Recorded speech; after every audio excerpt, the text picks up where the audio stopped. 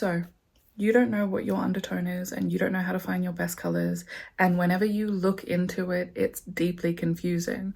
You hear people talk about neutral undertones versus olive overtones versus golden undertones versus pink undertones, and how are you meant to find that? How are you meant to figure that out? And why is the lighting in shops always weird, so color matches never quite pull right? My name's Bronte Marie. I'm a diploma qualified makeup artist for film and television. I can't color match you through the screen. I can't tell you what your undertone is, but I can certainly give you a bunch of tools to help you figure out where you sit on the spectrum of color. I'm going to give advance notice on this that I will be throwing out seasonal color analysis. I think seasonal color analysis is a weird color grouping that often prioritize people of a fairer complexion over anyone from a medium to deep complexion, because contrast is like a key play in seasonal color analysis, and I think that can be confusing if you're figuring this out for the first time. So I'm going to show you all the tools I use, but we're not going to talk about bright winters and mute summers. Firstly, what you need to figure out is if you sit on the cool or warm half of the spectrum. So I think one of the most effective ways I've ever seen to figuring this out is the gold versus silver jewelry trick.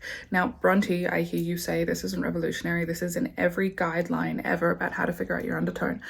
No, it isn't. I think they word it incorrectly. So the way that it's worded is whether or not silver or gold look better on you. Better is a completely subjective term though. What I want you to look at is which one pops more against your overall coloring. To explain, I'm quite cool toned. I have a cool olive undertone if you didn't already place it. I primarily wear gold. But that's counterintuitive, right? If you're really into color analysis, you know that they only recommend wearing the metal that aligns with your undertones. So if you're cool toned, you wear silver. If you're warm toned, you wear gold.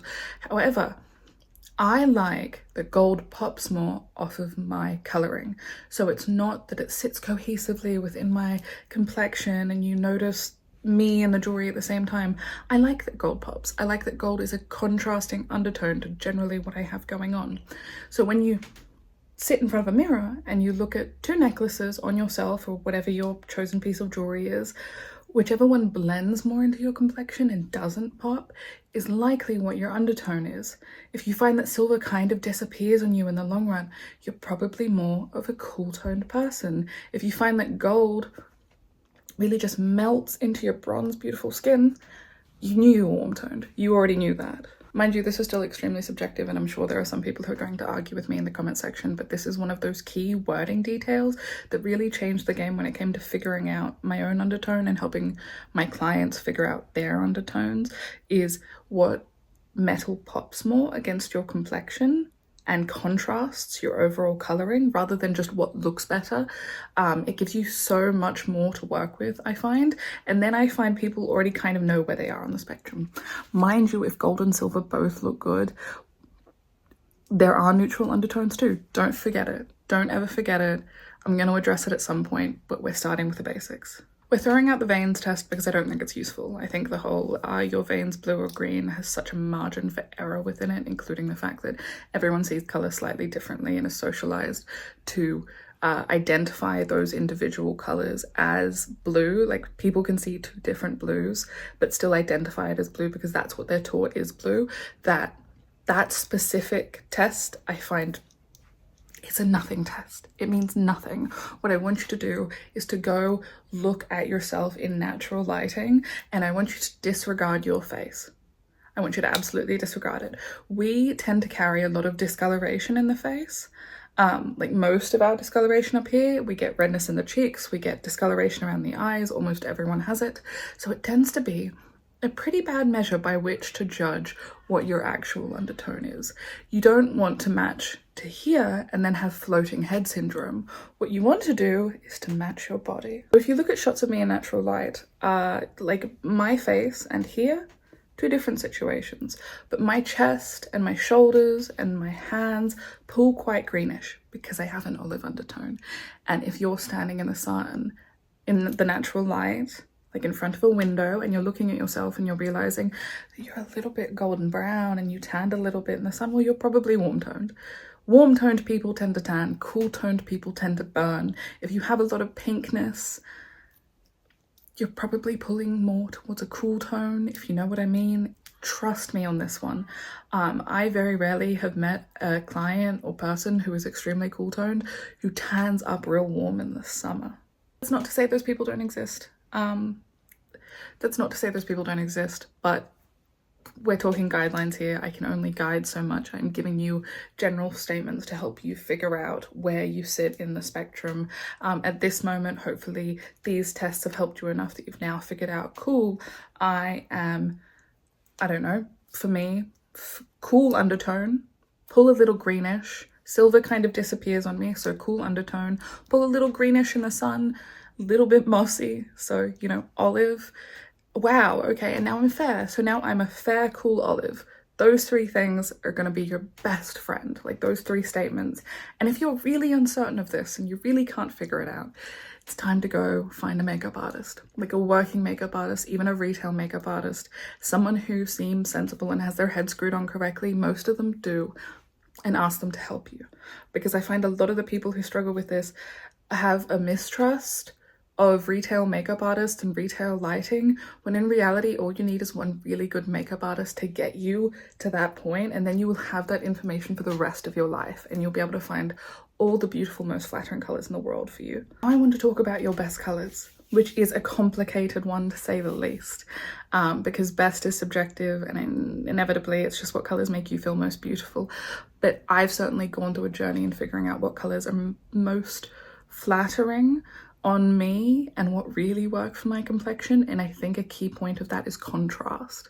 So what I like to do to test contrast is take a photo of yourself, take a selfie of yourself in natural lighting. This can be with a little bit of color corrector or makeup on if you please, but you know, barefaced is generally good. Chuck it into black and white and then see how well your features read in contrast. I have extremely dark hair, I have light eyes, I have fair skin. High contrast, which means if I want makeup, I can put in quite a bit of contrast in the saturation of the color, like quite deep tones, and it will still kind of look balanced and cohesive, which is such good knowledge moving forward. And I want to take a moment to address that like color analysis BS, that your natural coloring is what's going to suit you the most and you need to be doing everything with no makeup on and you need to take your natural hair color into consideration. As far as you're concerned, I am a winter in the seasonal color analysis, and I am high contrast because as far as you're all concerned, I have black hair, and I will have black hair until the time in which they create hair dye remover that isn't going to cost me thousands of dollars. But for now, this is my look. This is what I'm sticking with. So do all of these things and work with whatever crazy color you got going on. I hate the idea that you can only pick your best colors if you're in your natural hair color. I'm not in a natural vibe at any time. Leave me alone. Oh, and one last test. If you want to figure out if you're pinky toned versus golden, you're going to take two blushes. You can do this with testers, you don't have to buy them, or just use what you have. I'm almost certain that a lot of the people following me have two separate blush tones. One's going to be like a cool toned pinky shade. The other is going to be more of a coral. You're going to take them and blend them onto each cheek and see which one blends better. What's easiest, what melts into your complexion, what doesn't stick out. I find that cool tone blushes work on me a lot better than apricot, but this isn't foolproof because if you have a lot of redness in your skin, you're going to feel like this. It just blends, and redness can be discoloration, and discoloration does not always equal undertones, so take that test with that grain of salt added to it. Truly, there are so many grains of salt in this video. So now we've figured out your undertone, where you sit on the spectrum of fair to deep, and your contrast, and that is really all you need to go forth and find your best colors.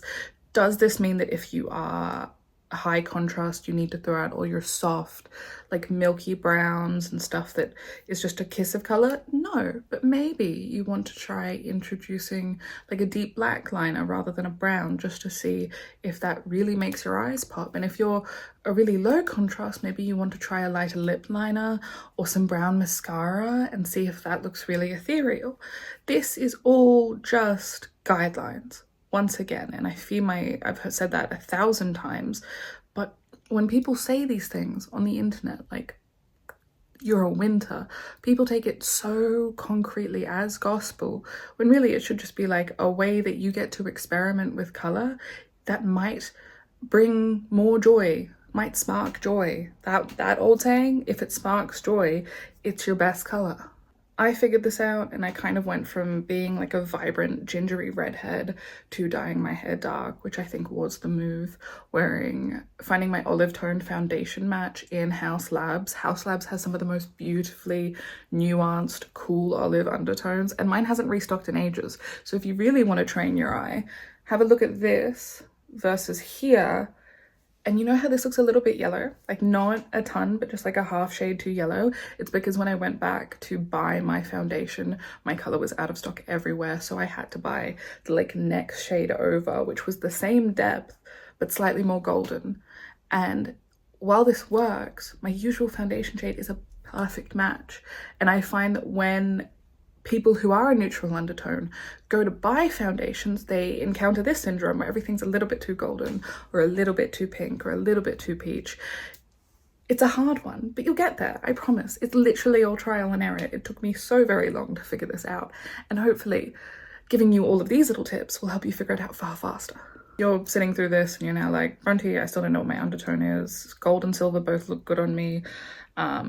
I kind of have a couple of different tones in my body that I think I can't really pin down if I'm sitting on either side of the spectrum. You probably have a neutral undertone, and you can have a neutral undertone and be more peachy, or you can have a neutral undertone and have an olive undertone.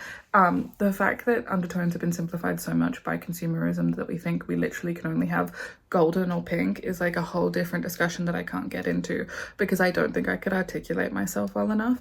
But if you have a neutral undertone, generally both gold and silver kind of suit your complexion. You can push into either color story.